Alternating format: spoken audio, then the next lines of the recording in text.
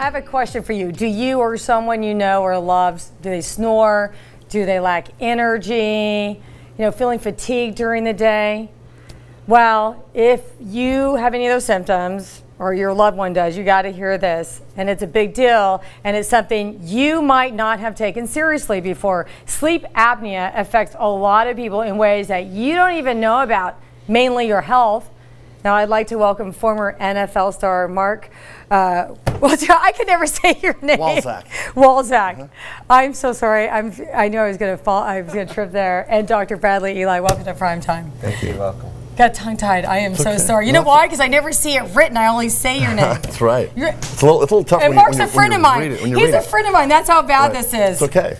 Well, let's talk about sleep apnea and talk about how you got involved with Bradley and what you're doing here in the NFL. Okay. Well, what we're all about is Pro Player Health Alliance is the company that I work with. And Dave Gergen is the president. I'm a director of the company. And we're all about bringing awareness to sleep apnea to the public. But we're doing it in a special way, and that's through the NFL players. Things that are near and dear to my heart are the guys that I played with, and most of those guys are suffering from sleep apnea. 85% of the former players are suffering from sleep apnea. Well, it's because you know, we've been athletes our whole lives. We've worked our necks out to be strong, have strong necks, so the muscles grow on the inside as well as on the outside. So if you have a neck size that's 17 and a half inches or bigger. What does that look like? 17 inches or bigger? This plus 2 inches. What's mine? Okay. So you know what happens is that we've gained these muscles. But men, you're talking men, not for women. Men, yeah. But I'm just talking about the NFL athletes at this point because we've worked out our necks, we've gotten big neck sizes, and what it does is it restricts your airway. So your airway in a guy that's my size could be the size of your little finger. So one little bit of change in the way your jaw position is when you're laying down is going to create an obstruction. And when you have an obstruction while you're sleeping, that means you're going to stop breathing maybe 30 or 40 times an hour while you're sleeping. And then what happens to you physically when that happens? Physically, your oxygen desaturation levels in your body drop significantly. Mine were dropping below 70%. Does that kill brain cells at that point? point? That's killing brain cells. You know, you're not rejuvenating the cell. You're waking up numerous times throughout the night because you're gasping for air. And so you never reach level 4 sleep, you never reach REM sleep. Right. So you're basically damaging your body every time you go to bed. Not good. And you know what I was just thinking, coupled with CTE, I wonder if that even triggers CTE on some level. Well, the problem here is when you have brain damage, you have CTE, you don't want to expose your body and your brain to more damage. You want to try to coddle it. You want to try to prevent any further damage.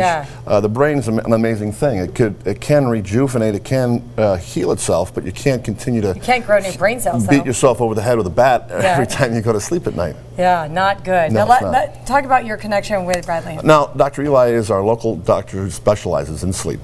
And what we're doing is we team up with doctors who are great at this in local areas and local NFL cities across the country.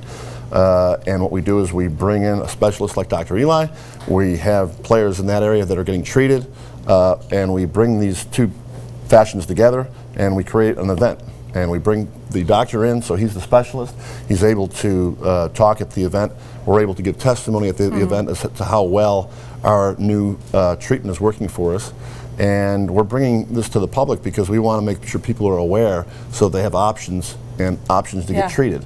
And traditionally now, the CPAP is what has been prescribed by most people. CPAP is a difficult thing to wear. It works great, but most people have a hard time using it. So if you're not using a CPAP and it's in your closet, it's doing you no good. Let's talk about the options. Because you have a different option other than that big mask on your face. Okay. This is Mark's mouthpiece. A CPAP in general terms is a positive pressure, blows air into your nose or your mouth, and it's what's usually given to patients. About half of the patients given that can't use it. And it's not bad, it's just they can't use it. So they can't sleep with it. Well, they get claustrophobic. There's a bunch of different reasons. So this is another option that's available which moves the lower jaw forward. It's very helpful. Let's see if we get a shot of this. And simply by moving the lower jaw forward, we're able to move the tongue forward, and the tongue is what falls into the airway space. So how does this work? Okay, it's pretty simple. This is a device that's meant for me. It's made for me, specifically for me. She's going to try to get a shot of that. And it's a medical device. It's covered by insurance, covered by Medicare. Wow. And so this creates this is you have to have a specialist like Dr. Eli who can make this for you. Our laboratory, Dave Gergen is my associate, and he's the president of Pro Player Health Alliance. He's also the president and owner of Gergen's Orthodontics, and he makes all of these devices. He's one of 2 companies in the country who's allowed to make these. Okay, we're going to take a break real quick, and then we're going to come back and talk about that, because it looks like a very complicated mouthpiece. Oh, and by the way, I got tested to see if I had sleep apnea. And I have your results. And I don't know what my results are. I had to sleep with all this crazy stuff last night to see. And so when we come back, we're going to find out I have sleep apnea. Obviously, women don't need a 17-inch neck. Yeah, we're showing some video of them showing me, like, yeah, I slept with that, folks, right there. And we're going to talk about, I'm going to show you more video after the break. We'll be right back.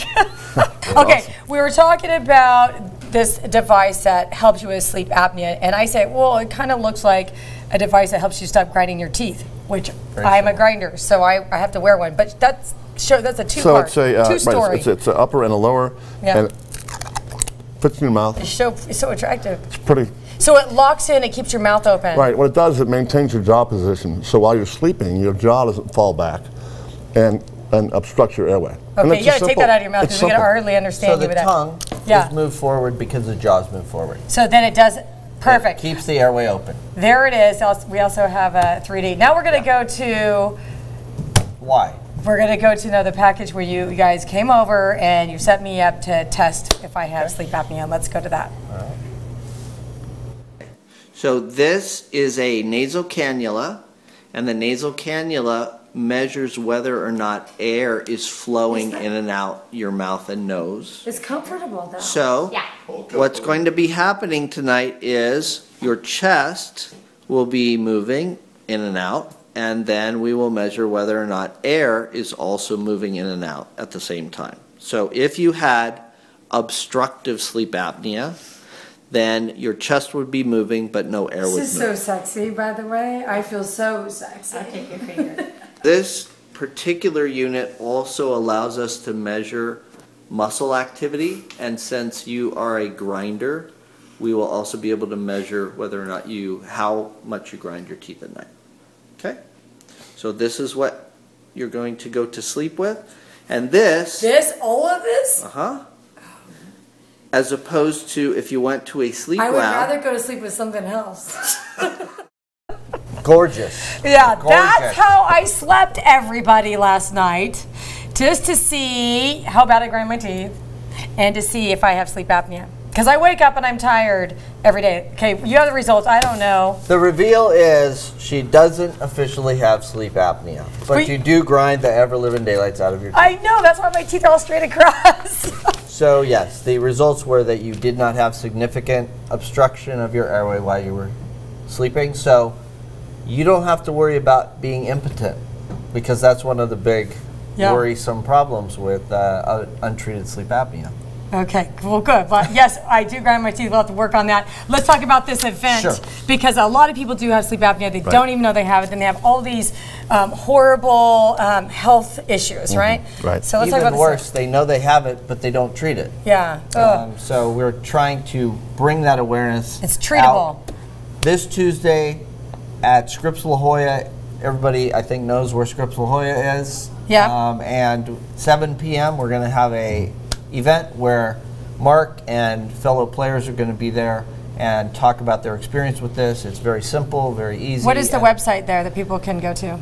Do you have a website? We do, but the best thing is to go to the Eventbrite, and I think the information is here, or it might be on the flyer. It's Eventbrite info at pphonline.com.